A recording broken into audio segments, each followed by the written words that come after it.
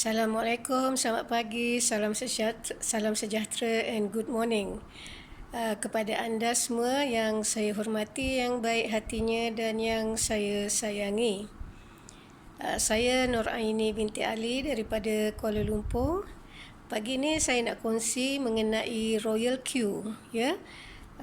Bagaimana anda hendak memulakan trade anda dengan Royal Q.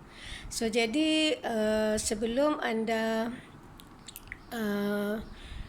melakukan ataupun mengguna robot untuk trade, ya, di Royal Q, saya harap anda semua telah mengikuti, ya, mengikuti tutorial saya yang saya dah videokan, dan semoga anda dapat mengikut langkah-langkah yang telah diberikan, ya.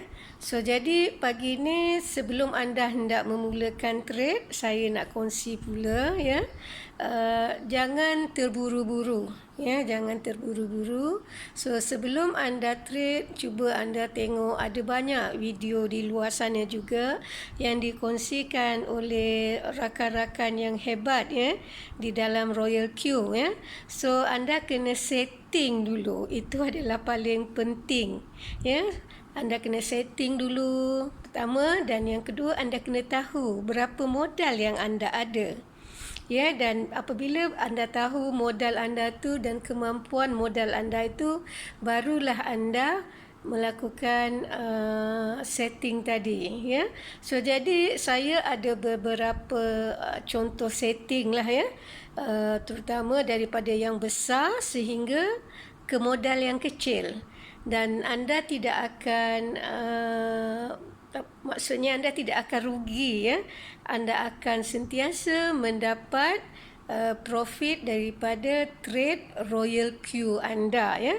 So sebentar lagi saya akan kongsikan setting-setting dan saya akan tunjukkan, ya, bagaimana untuk setting dengan modal yang besar dan berapa pair, ya, berapa pair yang anda boleh letakkan di dalam setting trade anda di Royal Q. So jadi tunggukan video saya yang seterusnya untuk saya kongsikan bersama anda, terutama kepada mereka yang newbie, yang masih tidak mengetahui bagaimana caranya, kerana setting ini sangat penting, ya. Pertama adalah untuk mengelakkan daripada floating loss yang terlalu lama, ya, itu satu. Yang keduanya, anda kena mengikut juga, ya, pasaran turun dan naik, ya. So jadi bila anda boleh capture pasaran turun dan naik itu, maka ia akan mengurangkan, ya, ia akan mengurangkan floating loss anda, ya. Apabila floating loss ini, anda tidak loss lagi, ya, kerana di dalam Royal Q ia hanyalah untuk making profit on buy, ya, tidak seperti manual. Kalau manual kita boleh buat profit ketika sales, ya, ketika